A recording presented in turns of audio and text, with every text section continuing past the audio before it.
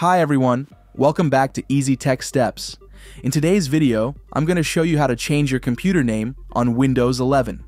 Renaming your computer can make it easier to identify on a network or personalize it to your liking.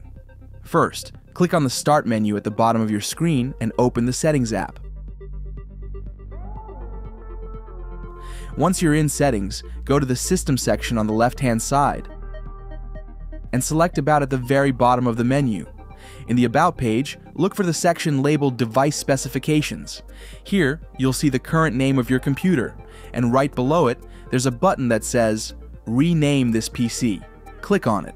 A pop-up window will appear asking you to enter the new name for your computer.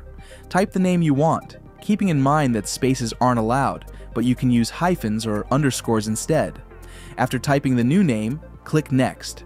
You'll then see a prompt asking you to restart your computer to apply the changes. Make sure you save any open work before proceeding, then click Restart Now. Your computer will restart, and once it's back on, the new name will be applied. By the way, if you've renamed your computer but noticed the name on your Windows login screen hasn't changed, that's because your login name is tied to your user account, not your PC name. Don't worry.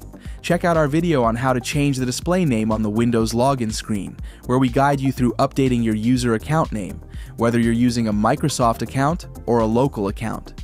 The link is right here or in the description below. If you found this tutorial helpful, don't forget to like this video, subscribe to Easy Tech Steps, and hit the bell icon for more useful tech tips. Thanks for watching, and I'll see you in the next video.